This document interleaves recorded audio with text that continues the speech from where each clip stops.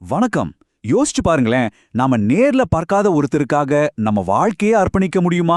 இன்னைக்கு நாம அப்பூதி நாயனாரோட ஒரு நிறைவரமான கதையை தான் பார்க்க போறோம். பக்தி, அற்புதம், தன்னலமற்ற சேவை, இது எல்லாத்தோட அர்த்தத்தையுமே கேள்வி கேட்கிற ஒரு கதை இது. அப்படி ஒரு கேள்வியை தான் அப்போதி நாயனாரோட வாழ்க்கை நம்ம முன்னாடி வைக்குது. அவர் தான் கண்ணால பார்க்காத ஒரு குருவுக்காக தன்னோட வாழ்க்கையே ஒரு காணிக்கையா மாத்துனவர். சரி வாங்க, இந்த கதைக்குள்ள இன்னும் ஆழமா போலாம். சரி வாங்க கதைக்குள்ள போலாம். நம்ம கதை தொடங்குறது சோழ சாம்ராஜ்யத்துல. அங்க அப்பூதி நாயனார்னு ஒருத்தர் வாழ்ந்துட்டு வர்றாரு.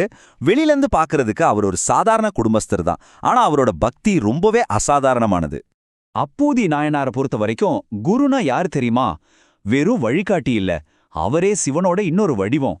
மனுஷங்களுக்கு வழிகாட்ட அந்த சிவனே குரு ரூபத்துல பூமிக்கு வராருன்னு அவர் முழுசா நம்பினாரு. இந்த நம்பிக்கை தான் அவரோட வாழ்க்கையோட அஸ்திவாரமா இருந்துச்சு. அவரோட பக்தி எந்த அளவுக்கு இருந்திருக்கு பாருங்க.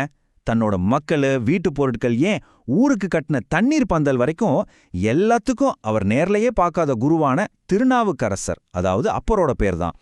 எதுக்கு இப்படி செஞ்சார்னா, ஒரு நொடி கூட அவரோட குருவை மறக்க கூடாதுன்னு தான். அவரோட ஒவ்வொரு மூச்சும் குருவோட நினைப்பாவே இருந்துச்சு. அப்போதான் பெரிய கதைகள்ல வர்ற மாதிரி விதி ஒரு ஆச்சரியமான திருப்பத்தை கொண்டு வந்துச்சு. ஒரு நாள் அப்பூதி நாயனார் யார மனசுல நினைச்சு வணங்கிட்டு இருந்தாரோ அதே அப்பர் சுவாமிகளே தற்செயலா அவரோட கிராமத்துக்கு வந்து சேர்ந்தார்.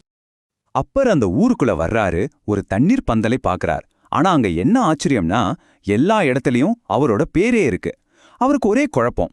அங்க இருந்தவங்க கிட்ட விசாரிச்சப்போ அவங்க அவரை அப்போதி நாயனார் வீட்டுக்கு கூட்டிட்டு போனாங்க. தாம் பேர்ல இவ்ளோ பெரிய தர்மம் செஞ்ச அந்த நல்ல மனசுக்காரர் யாருன்னு தெரிஞ்சுக்க அப்பர் ரொம்ப ஆவலா இருந்தார். அப்பர் ரொம்ப சாதாரணமா ஏன் வேற ஒருத்தரோட பேரை வச்சிருக்கீங்கன்னு கேட்ட உடனே அப்போதி நாயனாருக்கு கோபம் தலைக்கேறிடுச்சு. தன்னோட குருவை யாரோ ஒருத்தர் மரியாதை குறைவா பேசுறதா நினைச்சிட்டார்.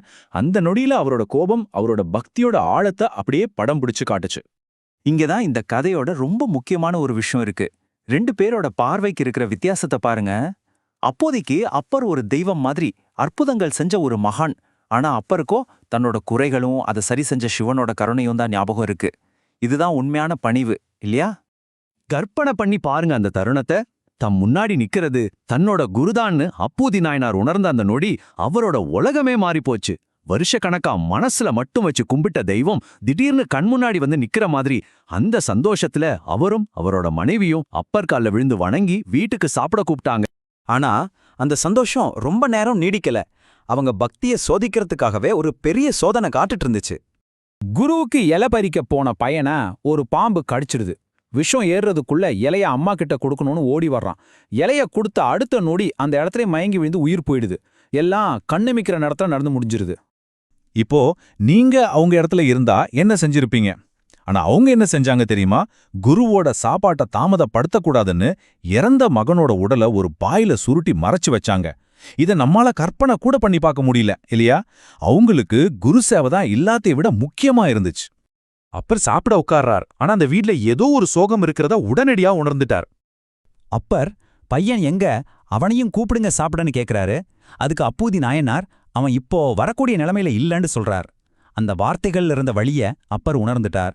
மென்மையா விசாரிச்சு உண்மையை தெரிஞ்சுக்கிட்டார். உண்மையை தெரிஞ்சதும் அப்பர் சாப்பாட்டிலேருந்து எழுந்துட்டார். முதல்ல அந்த பையனோட உடலை கோவில் முன்னாடி கொண்டு வர சொன்னார். அப்புறம் சிவனை நோக்கி ஒரு பதிகம் பாட ஆரம்பிச்சார். அது வெறும் பாட்டு இல்ல, அது பக்தியோட சக்தி. என்ன ஒரு அற்புதம்! அந்த பாடலோட சக்தியால அந்த பையன் ஒரு ஆழ்ந்த தூக்கத்திலிருந்து எழுந்திருக்கிற மாதிரி எந்த பாதிப்பும் இல்லாம எழுந்து உட்கார்ந்தான். அவரோட அசைக்க முடியாத பக்தி ஒரு உயிரே திரும்ப கொண்டு வந்துருச்சு. ஆனா கதை இங்க முடியல. இதுக்கப்புறம் நடக்க போறது தான் இந்த கதையோட உச்சகட்டமே. அதுதான் பக்தியோட உண்மையான இயல்பை நமக்கு புரிய வைக்கும். இங்கதான் நம்ம எல்லாரையும் ஆச்சரியப்பட வைக்கிற விஷயம் நடக்குது. செத்துப்போன மகன் திரும்ப கிடைச்ச சந்தோஷத்தை விட குருவுக்கு சாப்பாடு கொடுக்க தாமதமாகிடுச்சேன்னு தான் அந்த பெற்றோர் வருத்தப்பட்டாங்களாம். நம்ப முடியுது அவங்களால? இதுதான் உண்மையான பக்தியோட உச்சநிலை. அதாவது நம்மளோட சொந்த சந்தோஷம், துக்கம் எல்லாத்தையும் தாண்டி குருவுக்கும் கடவுளுக்கும் செய்யற சேவை தான் முக்கியம் நினைக்கிற மனநிலை. அப்பூதி நாயனார் எந்த ஒரு பிரதிபலனையும் எதிர்பார்க்கல. அதனாலதான் அவருக்கு கடவுளோட முழுமையான அருள் கிடைச்சது. அப்போ பக்தியோட உண்மையான சோதனை எது? கஷ்டங்களை தாங்கிக்கிறதா இல்ல அற்புதங்களை நிகழ்த்துறதா? இல்ல இந்த கதை காட்டுற மாதிரி நம்ம நாங்கிறதே முழுசா மறந்து சேவை மட்டும்தான் வாழ்க்கைன்னு வாடுறதா? யோசிச்சு பாருங்க. இந்த விளக்கத்தை கேட்டதற்கு மிக்க நன்றி.